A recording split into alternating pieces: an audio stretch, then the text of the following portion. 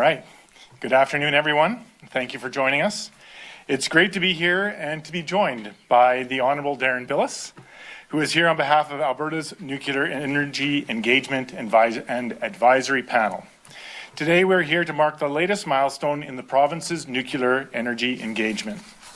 I'm so pleased to announce the release of the Nuclear Energy Engagement and Advisory Panel's final report to the public. This report reflects the feedback and insight from people across our great province on the potential for nuclear energy in Alberta and provides recommendations that will guide our next steps. It was nearly 8 months ago that our government launched the public engagement on nuclear energy to hear Albertans' thoughts on the potential for nuclear energy in our province. We began this process to find a solution to meet growing electricity demands, especially as our population and economy continues to grow. New technologies such as AI data centers continue to emerge, and other industry put additional pressures on our energy system. As a source of safe, reliable, and emission-free energy, nuclear power holds a lot of promise to be part of that solution. A lot of other jurisdictions around the world are looking at nuclear, and provinces like Ontario and New Brunswick already have established nuclear energy industries. But we needed to hear what Albertans thought about this first. That's why we established the Nuclear Energy Engagement and Advisory Panel, which led one of the most comprehensive engagement efforts Alberta has undertaken on a single energy issue. They heard from thousands of people across the province, as well as Indigenous communities, municipalities, and industry partners, who took the time to share their perspectives and thoughts on adding nuclear energy to Alberta's energy mix. What they heard was thoughtful, nuanced, and clear. The final report confirms what we already suspected. Albertans are interested and have broad support for nuclear energy in our province. Of course, nuclear energy is new to Alberta, and with that comes many questions and concerns about safety and emergency preparedness, as well as environmental and water protection, and how those would be addressed in order to enhance public confidence in any future project. This is reflected in the recommendations that the government received. I won't read them all. I'd encourage Albertans to view the report online for that, but they will provide a responsible and practical foundation for our next steps. So let me be clear. Releasing this report does not represent a decision to proceed with nuclear development, but it does tell us that Albertans are open to nuclear energy within our province, which allows us to consider such a decision in the future. The report will help inform the development of a provincial nuclear energy roadmap, one that reflects Albertans' priorities, respects Indigenous rights, and protects the environment and keeps affordability and reliability front and centre. If Alberta is to consider nuclear energy as part of its future, it must be done carefully, collaboratively, and with public confidence. And that is exactly what this engagement process was designed to support. I want to sincerely thank the panel chair, Parliamentary Secretary Chantal Deron, and the rest of the panel members for their professionalism, dedication, and efforts over the course of the engagement process. I also want to thank every Albertan who took the time to participate. Your voices matter, and your input will help shape the road ahead. The Alberta Nuclear Energy Engagement and Advisory Panel report is now publicly available and can be found at our engagement webpage at alberta.ca/nuclear-energy-engagement. Hopefully you can find it. I encourage all Albertans to read it and continue participating in this important conversation. And with that, I'd like to thank you, and I'll now invite Deron Bilous to come and share some remarks.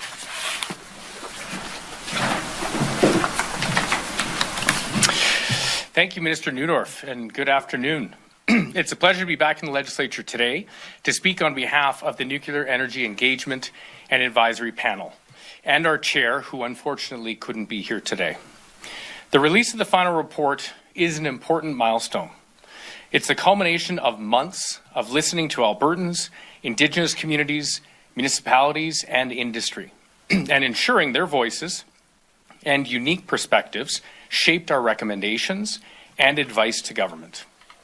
In the report's pages, we tried to capture the full breadth of what we heard over the past several months and offer practical, evidence-based recommendations to help guide future decision-making. In the many conversations that the panel had, What stood out to me was the genuine curiosity and the interest many Albertans had in learning about nuclear energy. There was an excitement to be a part of this important conversation about nuclear energy's potential. Participants were supportive of adding nuclear energy to Alberta's mix and told us they liked how it could meet electricity demands while reducing emissions. In northern communities, they liked the economic opportunity and job creation that it would bring to the region. There were also thoughtful questions about how safety, waste management, and emergency preparedness would be addressed so that nuclear energy development could earn public confidence. On behalf of the panel, I want to thank the thousands of Albertans who participated in the education or engagement process, whether it was taking an online survey, attending a public information session, or webinar, or meeting directly with us. Your feedback directly informed our recommendations to government. I'd also like to thank my fellow panel members for their hard work and camaraderie during this engagement. I know it was an honor for all of us to be a part of this process and to play a role in ensuring Albertans have access to reliable power for many years to come. I hope Albertans will have a chance to look at the report, and I look forward to seeing Alberta's next steps. With that, thank you very much, and I'll turn it over to Press Secretary for Q&A. And that concludes the formal part of today's presentation. We'll now move to a Q&A. We'll start with questions in the room. If you could name your name, your outlet. One question, one follow-up. We'll begin with you, Martha. Canada. I was wondering how the province consultations tie in with the Energy Alberta's consultation for a project in Peace River. Great question. So this is just an engagement. We are not at the stage yet for full consultation. Should that project clear the hurdles required of it, our government absolutely respects our duty, and government plans on fulfilling all requirements for full consultation. And when we get to that point, we will definitely be reaching out and making sure that all those obligations are fulfilled. And maybe, so we're talking about roughly 5,000 people who took part in the consultations. How do you think this number represents or accurately reflects what the population thinks or what the concerns are about nuclear? Well, we think with our in-person engagement, and I'll let Deron come and speak to some of that, we went to those communities that were most likely to host a potential nuclear facility of some shape and size. And they turned out in very good numbers for the relative size and travel distance.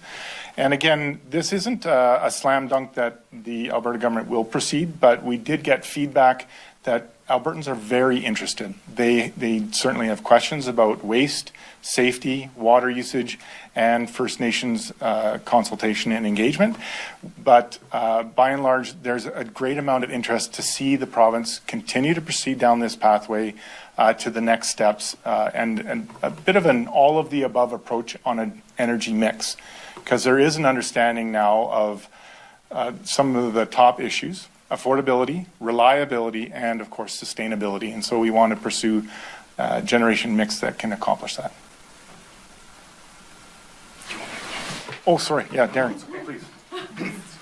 No. I understand the fun in answering questions. So I think part of it is that, we did have a couple online surveys that we put out to Albertans in all corners of the province. So there were a couple different opportunities for Albertans to participate. And the panel was really clear, as the minister stated, that we're there for an initial engagement. We did not use the word consultation at all in our process because it's not consultation. It's the beginning of an engagement and the beginning of a conversation. And, the other point that we reminded Albertans is that any project that moves forward is on roughly a 10-year timeline. It's about 6 years of approvals and then another 4 years of construction. So, the communities like to hear that this was the first of a conversation. And honestly, one of the top recommendations, and you'll see it in the report, is that Albertans are hungry for more information. So they've asked the government of Alberta, along with the CNSC and the agencies that oversee nuclear in Canada, to be providing more education and educational materials. And the last point I'll make is we did engage with a number of Indigenous communities and municipalities, and they've committed to ensure that they're going to help spread the information to their constituents. They're obviously the most local government, and so they were very, very engaged as well. I'll go to Cindy. Hi, Minister. Cindy Tran with the Edmonton Journal. I know I'm hearing what you're saying. A decision hasn't been made yet on whether or not you'll proceed. And I'm wondering if you could just provide, this is a little bit hypothetical, but say down the line you say, okay, we do want to proceed with this. Realistically, when could Alberta see some kind of nuclear facility? Great question. And to be very transparent, we are planning to move towards a nuclear roadmap by the beginning of next year. And potentially in that, and I assume it would include a framework for legislation and regulation so that industry knows what the clear expectations of them would be should they pursue that. But to Deron's point, we're very well aware that even if everything works, hopefully, to all benefit and to all agreement, 10 years is the absolute quickest that we'd see a project begin in the ground and to be constructed and operational. It's just going to take that amount of time with the current federal regulations and environmental impact assessment, and then construction as well as supply chain. That's a realistic time frame, give or take, and that's what we're expecting. Thank you for that. And have any companies or investors expressed a serious interest in building nuclear in Alberta that you can share? Yes, as mentioned earlier, Energy Alberta is a private corporation that's seeking development. They are proceeding on that pathway. They've hit a number of the initial approval thresholds to keep moving forward. At some point, that will engage the provincial government for our duty to consult with First Nations. But beyond them, there are others that have expressed interest, some in the realm of the small modular reactors and some in conventional. Somewhat behind, but again, there's considerable interest given the direction of both our provincial government and our federal government in agreement on this topic. It's also one of the reasons why it's included as a topic under the Alberta Ottawa MOU. Let's go to Catherine first. All Alberta. So thinking back to the 2008-2009 consultation, at the time, one of the reasons the province did not proceed is the economics just did not make sense. And you're the Minister of Affordability and Utilities who said hopefully it will help with affordability, reliability. Can you explain how the economics works? Because as far as I understand, it's still pretty expensive to build these things. Certainly. So one is important to know that we have a private market in Alberta, so this is not taxpayer funded in any way, shape or form. It's private development, and they're the ones pursuing it. I would say that also that the global economy has changed, and the amount of interest globally for nuclear development is multiples times what it was before. And that has a very strong impact on supply chain globally to allow for that to happen. And some of the economics that I've been shown over the last year and a half show that while it is costly to construct nuclear, the long-term running of a plant that could last for 100 years, it has a relative affordability.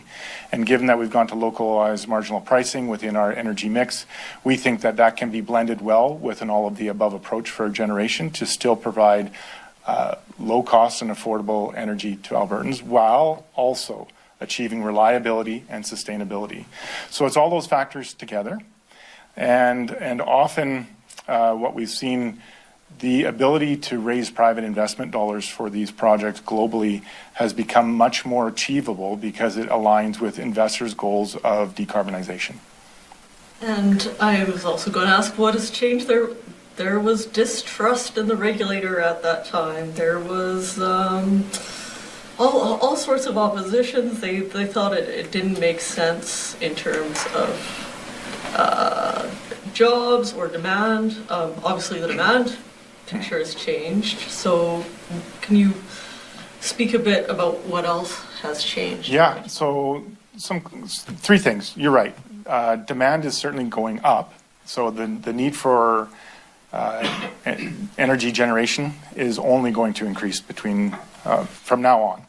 So that's definitely creating demand for energy wherever we can source it. Two is recently the Ontario government started including the economic diversity and impact of nuclear generation because of its ability to do more than just generate electricity. It provides a lot of jobs and made a lot of positive economic impact, not just during construction, but during operation. A conventional nuclear facility can often employ between 2,500 and 3,500 individuals of very high-paying jobs. It has the potential to spur on additional investment in research, medical research, and many other supply chain elements right across Canada, as right from resource extraction to the final product. So we think the economic possibilities are very, very strong. And then the ability for the current federal government and the provincial government of Alberta to agree that this is a pathway that both would like to pursue together is unique. That doesn't always happen. Yeah, absolutely. And I'll just supplement because one of the panelists, Dr. Harry Vredenberg, was on that panel back in 2008. And so he'd spoken numerous times to the rest of the panel and Albertans how there's been a significant shift. So back at that time, there was, as you've mentioned, there were quite a few Albertans that were opposed to nuclear energy.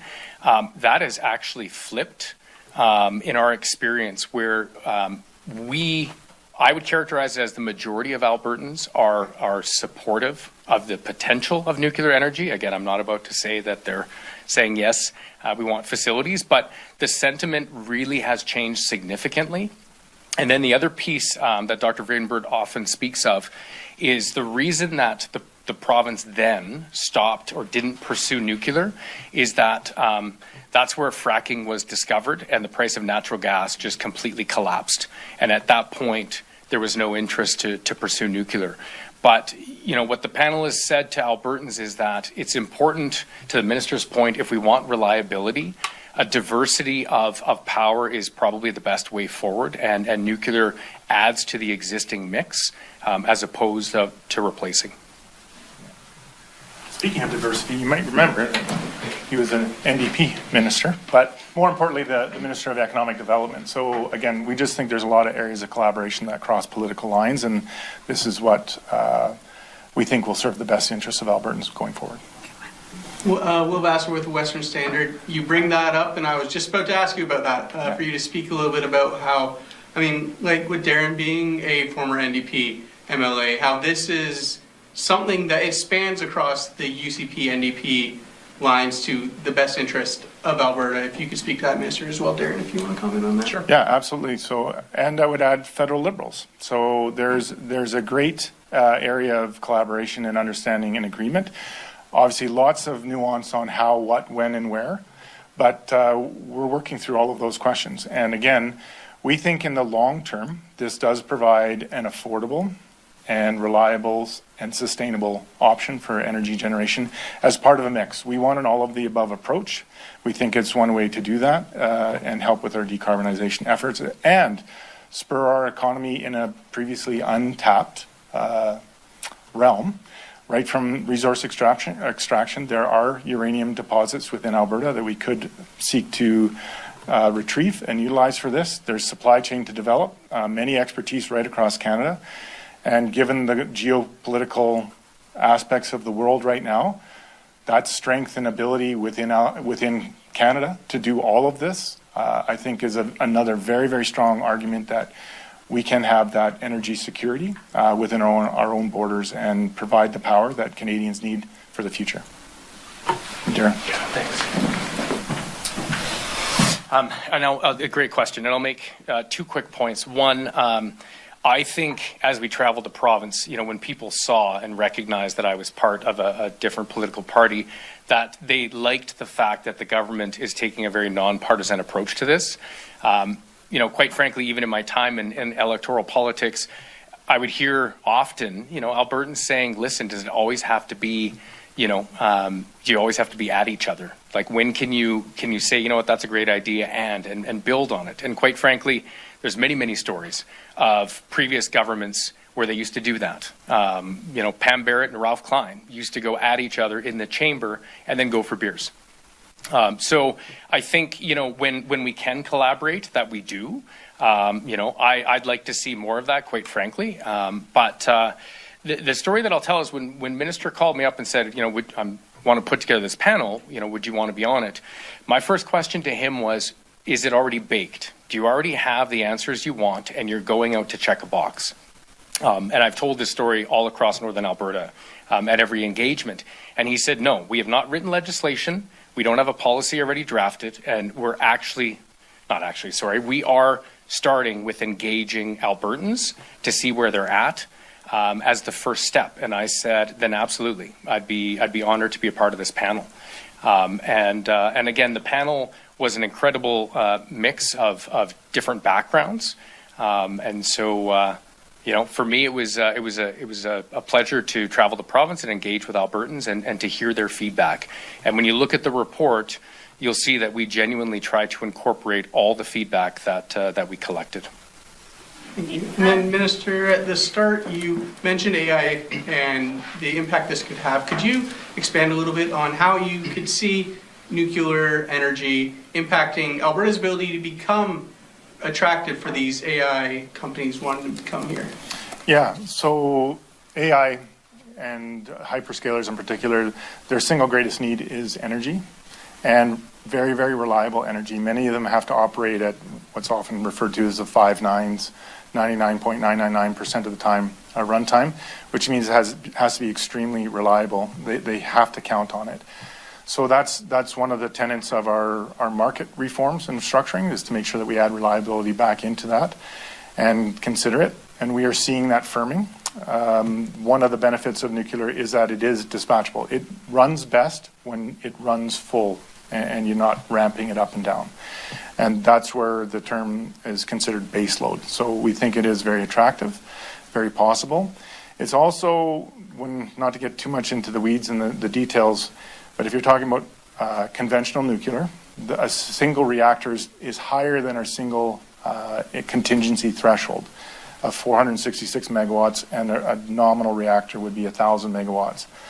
That would cause the system some challenges. To have a direct off-taker of a data center taking the bulk of that so that the power flowing to the grid is under that threshold would reduce the need for significant system redesign and development, which is also saving Albertans money.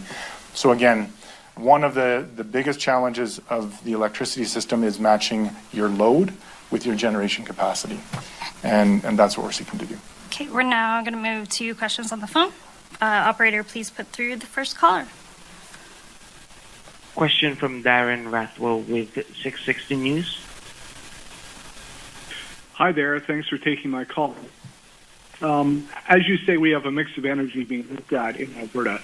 And with that in mind, after a moratorium was lifted on renewable energy projects, your department said the province is going to follow a balanced approach to renewables.